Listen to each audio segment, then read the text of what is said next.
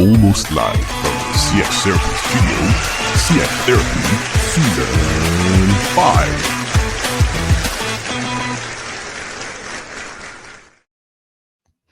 Good morning, Max. Good morning, everyone. Welcome back to CX Therapy. How are you doing today, Max? I'm doing great, Julien. How are you? How is Paris? How is your evening in the City of Light? Paris is hot. I mean, literally, it's hot. I'm boiling here. It's not because I'm Italian. I just can't button up all the way to the top. I would dehydrate entirely here. What about you? How was life in your side of the world? It's good. It's pretty darn nice out. You know, it's early in the morning here, and there was fog, but it's all burned off already, and it's a lovely day. I'm just ready to get going. Okay, as they say, it's perfect. I'm happy you didn't get caught in a riot or something. So let's jump straight into it, because what I'd like to know is, last time we had actually a colleague of yours. We had Judy on the couch, and she told us about that unbelievable story of traveling from Australia back to the US, because actually traveling to Australia, great. Coming back from Australia was a different story we had. No, not so fun at all. We had airline A, B, C, and D, and you had to be really focused to get the whole story. And that was kind of a disaster. Not all a disaster, actually. There were some good things in that. It was interesting how well the identities of the airlines mapped to what they should have gotten for a letter grade. A did a great job. By the time you got to D, not so much. Yeah, that's a good analogy. I'm going to take that one. So can I assume we had a few hundreds questions in the mailbag, and you're just going to have to pick one for us to dissect? I don't think you're. I think thousands. Thousands, okay. But yes, definitely have. You're in the mailbag. Now it's time to open this week's mailbag.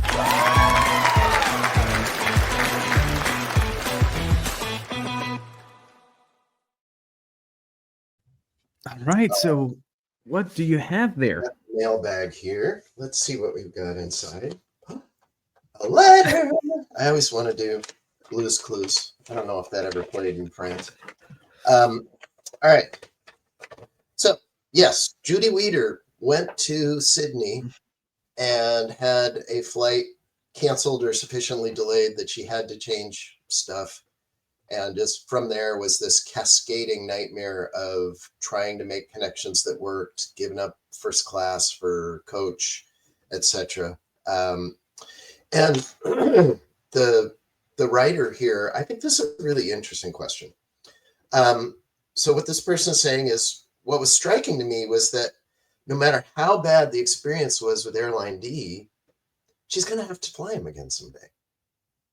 There's really no two ways about it. So what the person's asking, which I think is an interesting thought, is how much power do we really have in those situations where we're going to get stuck with them again? Well, I think it's about whether you look at it from a short-term or long-term perspective. Everyone believes they may have a monopoly until they don't. I mean, who would have thought 5 years ago that Google could be threatened? I mean, they're still they still have their monopoly, but they are fighting with major players that are playing a completely different game, and they're actually playing catch up for the first time in their history. Who would have thought that to be possible 5 years ago, right? True. So today, airlines may actually believe they have the upper hand, but maybe on the Sydney, where was she going? New York? Can't remember. On whatever flight, Los Angeles, exactly. Maybe on the Sydney, Los Angeles, maybe there is only one or two airlines today. Maybe there's going to be another 5 in a few years' time. Maybe there's going to be electric planes or solar plane. Maybe there's going to be an entirely different way of moving from A to B. And instantaneous deportation. Exactly. Look, I know a few politicians who are thinking about this already. So there might be, I mean, if you play the long-term game, having customers who actually love what you do and the way you treat them sounds like a better plan. But if you're just looking for making a big buck in the next few days and who knows what happens the day after that, maybe that's a different strategy. I don't think that's a great long-term strategy, personally. I agree. And, I mean, American Airlines, right or wrong, I signed up to them. They have pulled out of the Bay Area. It is not the most logical airline for me to fly, but I still kill myself to fly on an American or a One World or a something. So it does, at some point, between the loyalty and some of the other things, it does kick in, and I will perform unnatural acts, even though, so that's the thing I really don't get. But I must be the weirdo here. I was reading an article the other day, a French article, talking about Air France and KLM, which happens to be brother companies at this point. And I believe the article was about Flying Blue, which is their loyalty program. That's not just these two airlines, but a bunch of others, if I remember correctly. And they were talking about the fact that people just stick to the same airline just to collect their points, just to collect their miles. And I don't get why, regardless the number of miles I get, I always seem to be completely unable to buy a two-way ticket or an upgrade. Or it's just never. There's that. You always miss 3 points. Oh, you're 3 miles. You just can't get it. You're going to have to do everything in cash only. And there's something missing. You can buy more points for more money than it would cost just to buy the airline ticket in the first place. Yeah. Yeah. So I think I'm missing the point. Let's stop picking on airlines for the moment. All right. You know what? For today, let's not talk airline. Let's not talk travel. Let's bring someone slightly more interesting than the two of us might be, to see what kind of story our guests may have. And now, please welcome this week's guest, a true CX expert.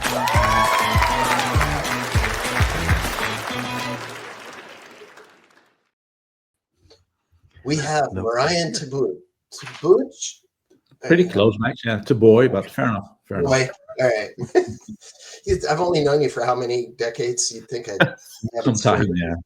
It's better than merge into Booij, which is the way to go for most Anglo-Saxons. So. Yeah, okay. There you go. At least if it makes you feel any better, we have a telco company in France, which actually happens to be much bigger than just France. They do lots of other things beside telco, but they're famous for that, called Bouygues Telecom. And I don't think Max or anyone in my American team, when we used to work together, has ever been able to pronounce the name of that company properly. So it's not you, it's us. Wages. Bouygues. So Merijn and I worked together at Genesys. Merijn spent a very long time at Genesys in a variety of roles. And I'm going to do some really hardball questions here. First one I thought I'd ask is maybe give us a thumbnail of, because your career is a little different than most people in this space. Most people in this space have 2 years here, 2 years there, 5 years here, 5 years there. Longevity is not something that happens in tech anymore. But you were at Genesys a very, very long time. So I was thinking maybe just a thumbnail of your life at Genesys, what you did there, and some of the things that were highlights for you. Sounds good. Yeah, it's true. I did 4 years here, 3 years there, but all within one company. Yeah, true. Around quite a bit. I would say the second half of the 90s, I was actually a contact center manager. So I ran a contact center in the Netherlands, and we're buying stuff because this was a completely new developing world, and everybody was king in the land of the blind, or one-eyed king in the land of the blind. And I wanted to buy CTI, and I got in touch with Genesys, and they came by, and we had a T-server, stat-server discussion in 1999, and I felt that they didn't really get my business, and they felt that I didn't really get their technology, so it was not a great meeting, I think. But what came out of it is that Genesys said, you know what, we're going to hire that dude because he knows a little bit about our contact center business, so let's bring him on. And that happened in 2000, and I never really looked back. I spent 25 years at the company and in many different roles. Started as a sales engineer, so solution consultant, focusing on workforce management, which at that time was the only product within the employee experience domain Genesys had. Very successful, sold a lot. Then they moved me into PS, which is a great way to make sure that you sell in a proper way, in an ethical way. You don't make stuff up or over sell certain features that you have. So you have to implement your own stories, which is a great way to learn how to do sales. Did that really well, and we then decided to move to a much more direct model. We built a practice around expertise. I ran the practice for WEM at the time. We added analytics to it. We formed business consulting. I ran business consulting. Business consulting went really well. Got in touch with a lot of high-end customers. Met with the CEO at certain parts of these customers, and he asked me to run product management. So and come to the Bay Area. So in 2008, I picked up my stuff, moved to the Bay Area, and ran product management, and that's where I met you, Max, in that capacity. Did that with a lot of fun. Still think that I was much more on the business side than on the techie side, but I guess at that time Genesys needed that a little bit. Moved through the acquisition of Interactive Intelligence, and after that became the CMO and led product for a brief stint. But I felt a bit like having two hats on and looking at yourself in the mirror and arguing with yourself. And the scale just got too big as well, and I decided, and together with other people talking about the future, to become the CMO and do the CMO. And I think it's one of the highlights of the company. What I did is that I rebranded the company and brought all these people together in one marketing team and focused on a rebranding, which I really like doing. And I'm very proud when I walk around that I still see the brand and the logo in orange. It's not really orange, it's the last color red you can imagine, but fair enough. All over the walls and plastered in digital domains, etc., etc. So that's probably my biggest highlight of the entire experience at Genesys. I also felt that, and if you see my career, like 3-4 years, I feel that I'm done. I've reached what I was there to do. And I think that at that time, Tony was the new CEO. We felt the same. He wanted to have a more marketing background-oriented CMO. I wanted to go back to customers. As a CMO in a tech firm, you become a little bit adjacent and more on the periphery than being in the core. I prefer customers shouting at me because they're not happy than sitting on the periphery of an organization. So I asked to move back into the core domain of sales, and we did a bit of a experiment with a business unit structure. So I ran the WEM business unit for about 4 years actually, and a lot of success, massive growth within the domain. But at the same time, you also then come to a point where you need to mainstream what you're doing into a much larger set of the organization, and we did that. And then felt it was time to do something else. Personal life changes. Start looking at other things that you want to do. I was 55, and when I was 40, I always said I'm going to retire at 55, and retire is a big word, but I decided to together with Genesys to take an exit and focus on other things, amongst other things, olive farming and stuff like that, just to learn new skills and do new things and see if I can find another way to be in the industry and talk, discuss, help customers, help people that work in this space, like this podcast. Great. I gotta ask. Tell me, give us 2 minutes on olive farming. Yeah, I bought a house in Italy. I always wanted to do that. Southern Europe, France, Italy, Spain less so. I don't know why, but so you start traveling around. Found a place in Italy, and the house that I bought has 10 like 200-year olive trees. And 10 olive trees deliver about 2, maybe lucky 3 gallons of olive oil, which then goes into a big combined reservoir of all the small olive farmers, and then you get your relative portion back in olive oil, which is a gallon is about enough to get through the year. So you got another gallon to give to family and friends, and it's really, fresh olive oil is so much better than what you can buy in a store. I always heard that story. I didn't believe it, but it's really true. It's so much better. So I decided to kind of learn how to do it. And so the first harvest was done by my gardener, and then you kind of get into it. And then I get the option and the opportunity to buy a much larger olive farm, on which we're now negotiating. And negotiations in Italy take time. It also is a lot of face-to-face. My Italian is not really present, so there's a lot of Google participation in this discussion as well. But I'm about to buy a much larger olive farm, which produces about, we are lucky, about 25,000 liters of olive oil on a yearly basis. So actually make it into a little business. So yeah, that's my dream, and my dream. I like to do that because the moment you put your hands in the dirt, something releases in your body that makes you happy, and I like that feeling. So I want to maintain that and learn new skills. 55 is not young enough, not old enough to not learn anything anymore. And olive farming was certainly something new that I learned, and like doing it. Not full time, but I certainly like doing it. Great. I think we're ready to hear his story. Okay. Perfect. So if you are ready for that, I will just ask you to wait for maybe 12 seconds, and then we're ready to hear your story. Gather around, folks. It's time for Guest CX Story.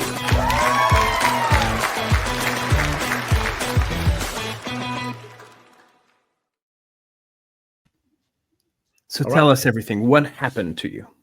So I already said in my super quick fly through of my career at Genesys that I moved to the US. So I lived in the US from 2008 till 2020. And everybody of this generation knows that 2020 was the COVID year. And in that year, my wife and I decided to move back to the Netherlands. We felt very far away from our parents, our family, some friends as well. And I think early in that year, let's say May, something like that, we decided to move back. And then you start engaging with accountants because you need to figure out how to do this in not only COVID situation, but in general.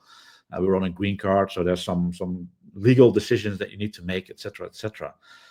So I moved back in December, found a house in the Netherlands for rental, then started looking for a house to buy, bought a house, and the family came over in June. The family is 2 dogs, my wife, and 2 kids. And only a month later, my wife passes away. So suddenly your entire transfer story of moving becomes a bereavement story of trying to figure out what's next, right? And you can imagine that the first couple of months I didn't do a hell of a lot. So kind of focused on my kids. But somewhere down the road, you need to start thinking about taxes and elements like that. We still had accounts in the US. So you need to start thinking about what is the financial situation. Now, not only did I lose my wife, I also lost my financial planner because I had no clue. I didn't know anything. I didn't even know we had life insurance, stuff like that we had IRAs and all these things that were completely new lingo to me. My wife took care of that, and suddenly I fall into this nice little cake of being the proxy of information I didn't know anything about, talking to people that know everything about it. So that's the kind of the setup for the story. We had 2 bank accounts, one with Bank One, one with Bank Two.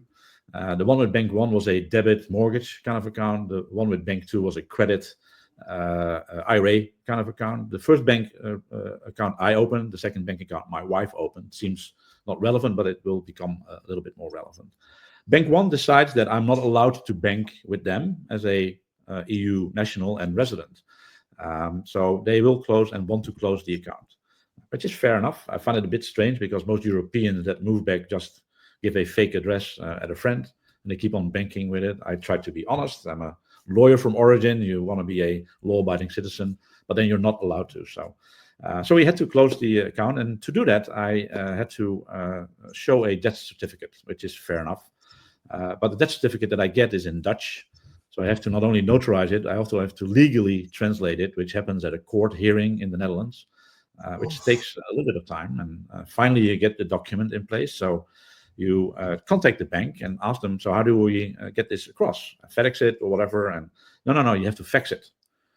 And I don't know about you, but I don't have a fax anymore. And, you can imagine a large discussion about the security model of the bank and fax machines, etc., ensues. And I tried email, whatever, nothing was okay. So it had to be faxed to them. So I download fax software and I choose as gimmicky as I could. So the fax software that I downloaded actually printed an advert on the delivery. So the completely notarized and translated document that the bank received had a ad on top of the fax, and that was approved to my utter. Oh, it was? It was approved, yeah. So they accepted that the account was closed. Weirdly enough, they closed it with 1 cent left. So I still have the account. There's still 1 cent in the account, and I'm not charged for anything, but I've asked them many times, you can just close it. The 1 cent is okay, give it to a good cause or charity. But I think it's more expensive now that you keep on sending me emails, status updates, etc., than anything else. But again, the account is closed. That was the one that I opened. The second one was opened by my wife. And the biggest problem there was that there was an IRA which was in her name. And I don't know if you have ever had a situation like that, but when you open an IRA with a bank or an account with a bank, especially in the, let's say, 2008 and 9, you still have to write down your name to make sure that there's a signature document, there's a name document, etc., which they then use for validation purposes. My wife's handwriting is terrible, and my name, as you now know, is not super easy. So she wrote my name, but apparently, according to the bank, she wrote it with an A instead of an E. And Merijn is a Dutch name. Merijn is also a Dutch name. So from that perspective, it's okay. But it's not with an A, it's with an E. And you can imagine I spent many a call with them talking about the fact that it's an E. How can I prove this? I ended actually up flying to the US to show my passport and my driver's licenses from the Netherlands and the US, my social security with an E. And that's finally when they allowed me to enter the IRA, because I had no data whatsoever. They close everything for you. So 6 months later, when you finally wake up out of your process, you have no access anymore to the accounts that are opened by the person that's been deceased, which is awkward, right? So when they ask you questions about routing numbers, I don't know. I have no access to it anymore, so I can't see any paper information. So you don't have to fly physically to the bank, find a location, go there, show every piece of information that you have about yourself, and finally they believed that my name was spelled with an E. We even did the Google trick, so I had to Google my name. So there's only one. There's only one Merijntje de Booij. It was not good enough. It's good enough for TSA, but it wasn't good enough for the bank. That's kind of chapter 1. So the bloody name, I would call it. The second chapter is really a first world problem, right? So you have this account, and we sold a house, so you have money in the account because we sold it in 2020 or 2021. Prices were doing really well, and so we sold it for a good profit. Went into the account. My company paid my taxes wrong. They paid my taxes in the US, where it should be in the Netherlands. So I had a tax refund, and that's kind of where it started. So amazingly, the IRS refunded my tax amount within like 2 weeks. It was crazy fast. Did not expect that. And how I received it was by check. So I got a check in the mail in the Netherlands. And if you're European, you know that a check doesn't mean anything in Europe. So I called my banker. I went physically to the bank, and I can't do anything with the check. The amount was too high to scan, so I couldn't scan it with the mobile app either. Right? So you do that with like $20 checks or $100 checks, but this amount was too high, and I couldn't scan it either. So I had to FedEx a check, let's call it $1 million. FedEx a check of $1 million to the US. To be received by somebody in the mailroom and then process the check. You can imagine I was pretty nervous about the entire thing, and they go off the radar for at least 2 weeks until you see anything, right? So it's incredibly difficult to find and figure out what's going on there. And I spent so many times talking about alternative possibilities on the phone. Even went to the CEO office to write an email, got a reply back, etc., etc. Didn't really get any further than you have to send it FedEx. Sorry, can't help you. In the Netherlands, by the way, I can just transfer it from my own account. Right, there might be a check when the number is very high on whether this is white money or not, but for the rest, it's all fine. So you can just move it from one account to the next account. I can move dollars to my dollar account, which I'm now reluctant to do because then it will move into an environment where I don't really touch it anymore. Mm. So check is done. Finally, it's in my account. We're about like 6 months into the process now. So like summer of 22. Now I need to get the money to the Netherlands, and I can't move the money to the Netherlands automatically. So let's say it's $1 million. I can, because I'm a resident in the EU, I can only move $500 per day on automatic wiring. So, that's a lot of days. Exactly, yeah. I think they would have kind of taken note if people would see what the hell is going on there. But so that's not really an option. Again, I spent hours calling. Is there any way that we can automate this? Private banking, it's a fairly large sum. You kind of realize that you become the victim of moving money out of an account, and hence you're not that relevant anymore for the bank. So they like it when you have $1 million in your account, but when you take the $1 million out, it's, who cares, right? So we'd rather have the money here than you moving it to the Netherlands. And so again, went to the CEO office, and the CEO office was kind of clear. No, sorry, we can't really help you. You have to physically be present in a US location to wire the money, to initiate the money. Now, luckily at that time I was still working at Genesys, so we have corporate events. So I fly to the US and initiate the transfer at a location in Washington, which was pretty hard to find, because when you need to make an appointment with a bank, you go online, there's a appointment maker. But if you don't reside in the US and hence you have no zip code or a US phone number, you can't really fulfill the process. So we'll keep on stopping you. So what I did is started calling branch numbers that you find online, and every time you go back to the central telephone number, every once in a while I got lucky. So you got somebody that picked up the phone, and then said, "Well, I'm going to transfer you to the teller," and then of course they put you back into the general contact center. No. I spent a lot of time analyzing the IVR, and it's just a beautiful environment to sit in. Finally, I got somebody, and this is the kind of where the knight in shiny armor steps up, that picked up the phone and helped me. So he made an appointment with me, and when we were there after the event, I went to the bank. We initiated wire. Immense amount of typing that happens. I don't know what they're actually doing. It's almost like the fake noise you hear sometimes in a queue. But anyway, the wire is initiated. Security questions are asked, and I'm very happy with what I just did. So you get this high of, I've conquered this process. And I board my plane and I fly back home, which is like a 10-hour flight, 9-hour flight. And by the time I land, I have an email from Bank 2 that tells me that they canceled the wire because they tried to reach me 3 times and they couldn't. Which is kind of logical when you're in a plane, right? So I call and I, of course, go to the general contact center. And after a long session with the general contact center, I finally get routed to the branch office, where at that time, the knight in shiny armor tells me, "Listen, I'm going to give you my mobile phone number because we can't call international numbers. So I'm going to give you my cell so you can call me on my private," which I did. And he set up a security conversation on a Saturday and go through the security session. So we did it. I answered all the questions. And then the person at the end of the security session says, "No, you've passed the security test. You have to reinitiate the wire." I say, "Okay, how do I do that?" "Well, you have to go to a location in the US." Like, okay, I just came back. Oh my God. There's no way around it. You have to go back to the US to reinitiate the wire. But the good thing is you already passed security now. So that doesn't happen anymore. And no calling. You can just go to a location and reinitiate the wire. Fair enough. About a month later, I'm back in the US. The guy in the bank in DC helped me set up a meeting in Indy at that time. So I go to the bank in Indy. I have his number just in case they want to call me, so they can call him and he would forward the call to me, which I don't think a lot of bankers would do for you, but he did. So I'm going into to the bank, and they initiate the wire transfer again. We hear nothing, and they tell me I can be about 10 days, right? And I fly back, and again, upon landing, they let me know that they canceled the wire. And I asked them, "Why did we cancel the wire?" "So we did have to call you, and we called you, and you didn't pick up the phone." And I look at my log, and there's no phone whatsoever, right? This was in the US. I gave you a number to call. They didn't. So they called my Dutch number. But in the system they can't handle a Dutch number. So they decided to shorten my Dutch number with 2 digits, just not do the last 2. Americanize it and call that number 2 times.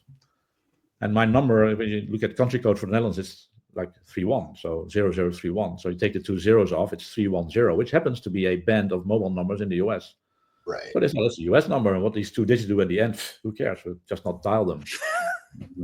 So there must be somebody in the US that got a lot of calls from the security department of Bank 2, I guess. I'm assuming the number exists. But again, the wire was killed.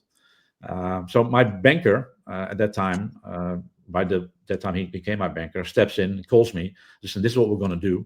I've got the CEO office, and they're going to reinitiate the wire for you." And they did.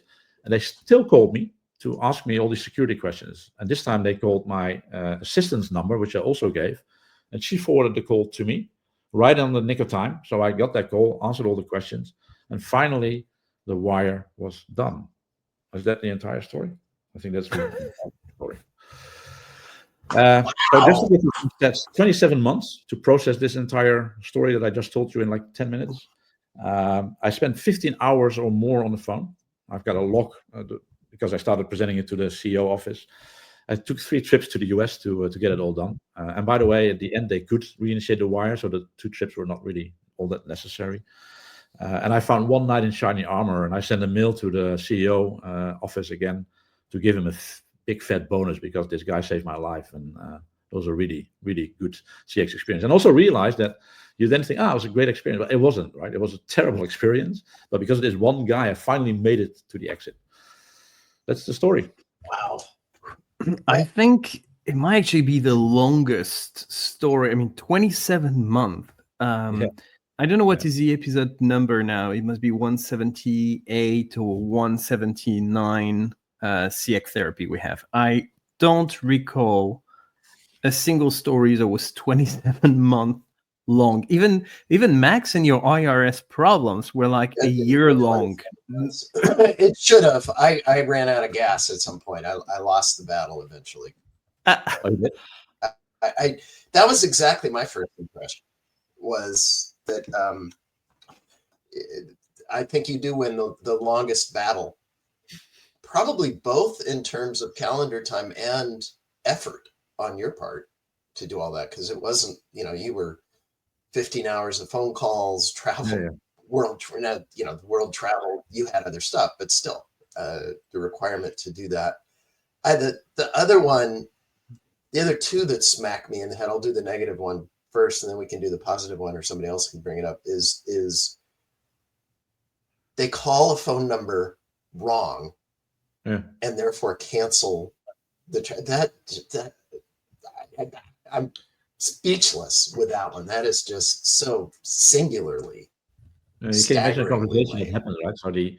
So I explained to them that's the wrong number, and they say, well, they kind of make it my fault that it's the wrong number. So in my system, on my side, it looks like my number. The fact that in your system, whatever you use to dial out, it isn't the right number, and you just dial an American number. Like, how can it be my fault? And how can I be the victim of you not reaching me with a wrong number and then cancel it? Like, you feel completely like squished somehow. It's like very weird, actually. It does feel a horrible story. I think I don't even know where to start. It's a horrible story from beginning to the end. It feels like it's actually as difficult to leave the US as it is to enter in the first place. These days. Wow, it's pretty unbelievable, and there's so much to unpack. I mean, starting with the fact that you need a fax, and the fact that you need a fax, it's pretty amazing. First, because I mean, just looking at Max's face when you mention that, it's not like it's incredibly common in the US. It's more common in the US than it would be in Europe nowadays, but it's not that level of common. Email has been around for a while. Plus, they're asking for like the legal paper and official translations. There is nothing less secured than a fax nowadays. There are a million ways to get something more secure than that, and with that, an ad on it, by the way. So the faxing is just absolutely amazing. And receiving FedEx would have been probably more trouble on your end, but it would have been secured. It would have made sense. The fax just does not make sense. The other piece was the fact that they actually ask you to go to the US. It's terrible, but it kind of makes sense. It's terrible because obviously it costs a lot of money. You need to have time for this. But there are so many scams out there. And as you said, we're talking figuratively about $1 million. It's probably not the actual number, but that's a lot of money. And you don't want random people, especially nowadays with AI, just to impersonate you and get your money out. So as terrible as this is and as poorly managed as it is, I understand the need to get you to fly there. What I don't get is, how do they manage to get you to fly so many times and not understand that is legit? You came once, you did all the security stuff. Apparently, you're the right person. So if it did not work out, why on earth do you need to fly again? This is beyond understanding to me. And the last piece, and I'll let you guys continue, is a check. 2025. I mean, no, your story is a couple of years old now, so it's not 2025, but still.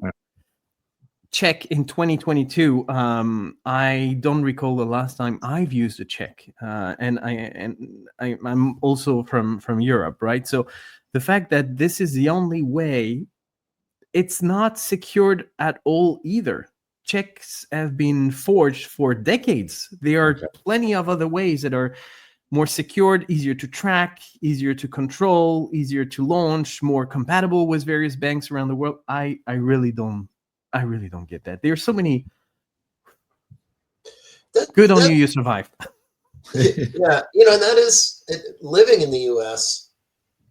I don't write many checks, but I don't write none. I do, 3-4 checks a month, like the gardener. Really? It's the only convenient way to pay the gardener anymore is through a check.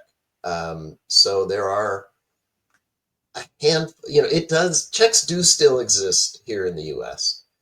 And the government will send me a $5 check from my parents' account that I still have that requires me to go to a one-off bank and go to the branch at the one-off bank, and the amount of work it takes, I end up not doing it. They end up resending me the check. So it's now cost the United States $200 or $300 to try to get me this $5 check that I really could do without. So there's third-party providers that you can just mail and you get a checkbook, right? You get your own little picture printed on if you want to. It's a weird third-party, like it can't be secure at all. I remember when I moved to the US, it was in 2008, so in the middle of the financial crisis. And like after 3 months in, I went to HR and said, why am I not getting paid? I said, well, you're getting paid. So every 2 weeks, we send you a check. Like, well, so I opened my archive with my mail. And was like, oh, yeah, there's actually a check attached to this piece of paper that is telling me how much they are paying me. Never realized that was the actual thing that I had to go to a bank with to get my money. Like, it was completely new to me. I got a checkbook when we opened an account. Like, oh, so what do we do with that? In the world where and pool boys are being paid by it, contractors are being paid by it. What is the benefit? I mean, in Europe, technically, you can still do checks. Less and less companies will accept it because it's so easy to forge that you may not be paid once you receive it. So more and more companies refuse it. But usually it's either you take cash because you don't want to declare absolutely everything to the government, or you take bank transfer or credit card. People may actually prefer bank transfer because credit card, they're going to take a percentage commission on it. Bank transfer, you usually don't have any commission. I don't understand why people would like checks, because you have to go to the bank. There is a physical effort there. And it's not secured again. So it's a little bit beyond me. Max, you're the American. You should know. It ain't. I think the answer is it ain't broke. I mean, yes, it's weak and it's problematic, but we've been doing it. Ben Franklin wrote checks, and but it did not live in 2025. I'm pretty sure. No, I should check my Wikipedia. Absolutely right with that. All right, so that was a check piece, and if I just go back to the documents that you had to provide in the first place, I mean, the thing we're not going to dwell on that, but the thing is, you were not at the top of your game at the time, right? That was a very tough time to go through, and then the complexities that's hitting you. You would expect companies to try to make it easier to have, like, we know it's difficult, so we should have those 3 steps to follow that any 5-year-old kid could follow. But no, you still have that complexity, which is not a great experience. Luckily, you've got that highlight, that knight in shining armor that actually accepts to give you his private personal phone number. That's like 1 in a million. I guess if you call 15 hours, you might get the chance to have someone like that after a while. But that's a lucky one. I think the desperation was oozing out of me. So he felt he needed to do something with this person. And I was lucky. Without him, I would still probably be struggling and fighting the system a little bit. I have to admit that there are other companies that I work with in that process that, for instance, have a specific bereavement line, right? People that are experts in dealing with stuff like this. I got to a point in time where I'd rather spoke to a bot, like an empathy-less bot, than hearing people at the bank, at the general contact center, like, we understand what you're talking about, or we understand your pain or your problem, but we're not going to help you. You're still on your own, right? So, but for instance, the IRS has a specific number you can dial when it's about a loss in the family, and they are very quick. They're very good. They are not only full of empathy, but just knowledgeable and realize you're not on the top of your game. So they make it simple for you. Quite a few did that, but the banks in the US that I work with, neither of the two really had any specialists that I dealt with or were focused on the specifics of my case. And it's not easy either, right? So you move from one country to the next, and you get a bereavement or a loss in the middle of it. It's a complex case, I guess, for banks as well. But there was no real expertise offered at any given state or time outside the CEO office trying to reach me on the wrong number as well. So that never really happened too. So, yeah. This is also pretty terrible. The fact that we're just going to make whatever data you give us, we're going to put it in our field, and our field has X digits. Your number is Y digits, doesn't matter. We're going to use our format. And this is pretty amazing. And it shows that those companies may just not be ready for international. They are probably great at local business, and they do not understand that outside of this country, the language might be different, the phone number format might be different. They might actually be talking Celsius and not Fahrenheit, and there might be different, cultures and everything. They're probably not just not ready for international business. Yeah. No, I agree, and I even suggested, because I bank with ABN AMRO in the Netherlands, and I even suggested, can we do it through a secure session with them? And so, well, we're not ABN AMRO. I know, I understand that, but do you trust them as a bank? But no, nothing of that was possible, which I feel there must be better ways to do secure communications between a private citizen, legal alien, or green card resident than just having them visit the location. Right? So that's an interesting point. Was this a purely U.S. bank, or was this an international bank? We don't need to get into names, but they do international business. But I would say the private part of the bank is probably only in the US. Yeah. Okay. I should have chosen Bank One because they actually bank international, but they don't allow me to be a customer when I don't reside in the US, which I can actually understand. So I don't really have a big issue with that. I did tell them that, listen, you've got how many people that live in Europe that are customers? Many of them, and they all use a fake address in the US. So is that better than me not trying to? But yeah.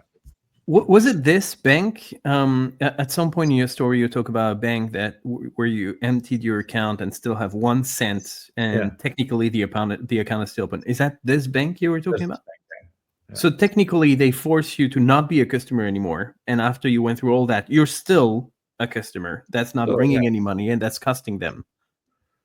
Yes, it's an IRA with 1 cent in it. So, well, you've earned half a cent by now, I bet, or maybe it probably that's going up and down now. It's very volatile, to be honest. But no. So that's why I still have 2 bank accounts actually in the US. So technically, I mean, Max, there's so many problems to fix here. Where do we start?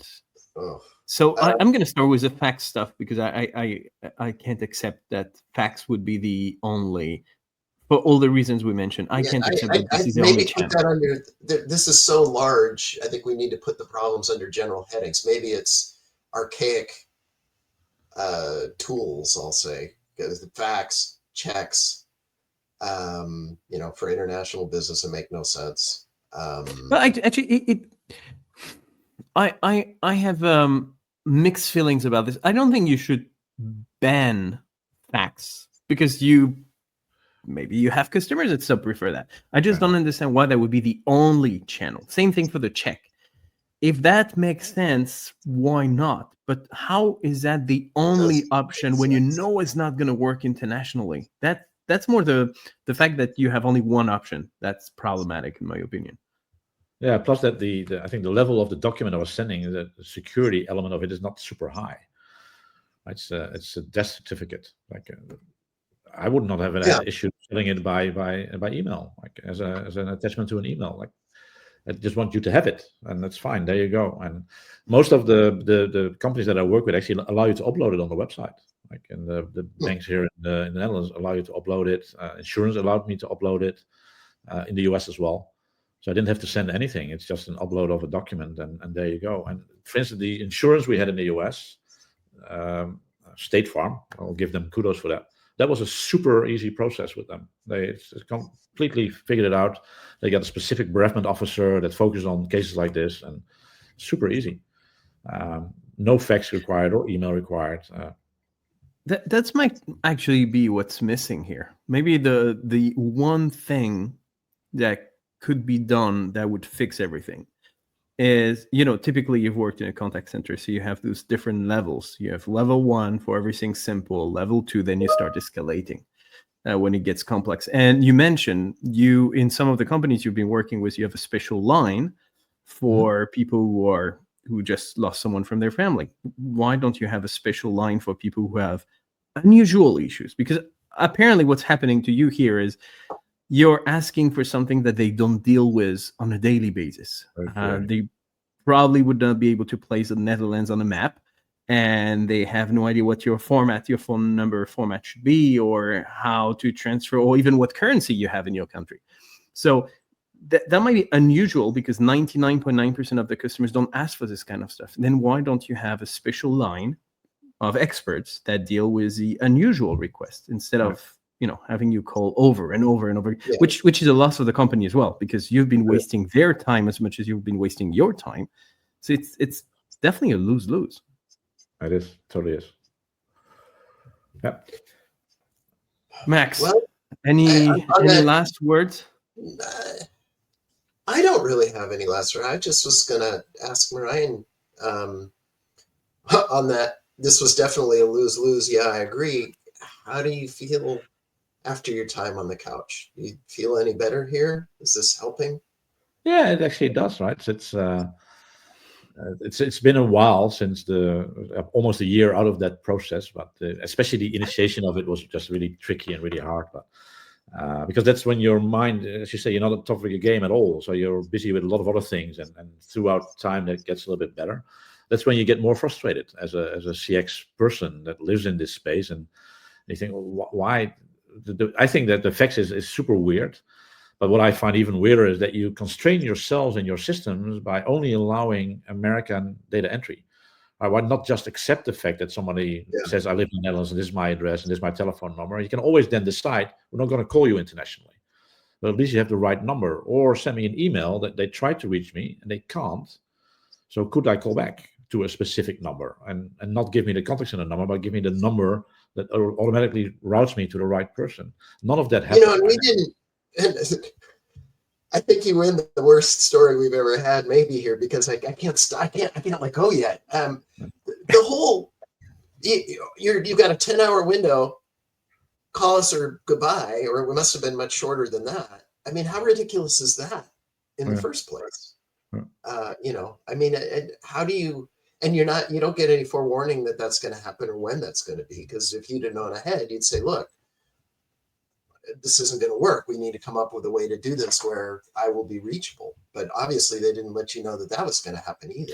Especially if they get you to come to the branch. I mean, I'm here, so tell me to wait in that room. Get me a coffee. I'm going to wait 2 hours if I have to. I mean, I've been traveling 10-ish hours to come to your office in the first place. So just give me a coffee. I'll wait around. Give me the call, and we get this done before I fly back. How on earth do you let me hop on a plane and go back just to call me once I'm in the air? This just does not make any sense at all. No, it doesn't. No. Well, you're going to have to put some olive oil in those gears to get their processes running properly. I think that's the only fix here. Good that you're buying a bigger farm, I guess. I guess so too. Yeah, I need it for the complexity of the entire thing. That's for sure. Well, thank you so much for accepting to share your story, as terrible as it was. I do hope that it actually gave you made you feel a little bit better about it all. I'm actually glad it's over and behind you, and that you can talk about all of that. Thank you for taking the time to share with us and dissect that story and try to make it better for the next few souls who will have to deal with this American bank not living in the US. Thank you, Max, as usual, for your wisdom. Thank you, everyone who's been watching today's podcast. Please feel free to reach out, send us your stories, send us your question. You can reach out to Max through LinkedIn, emails. Are you still on X, Max? We haven't been talking on X for ages. I still have an account, but probably not LinkedIn. It's been months and months since I've been there. So thank you, everyone. Good luck. Yeah, probably the same with me at this point. Thank you, everyone. Have a lovely rest of your day. We'll talk again in a month's time to get another customer story. Thank you and have a beautiful day, guys.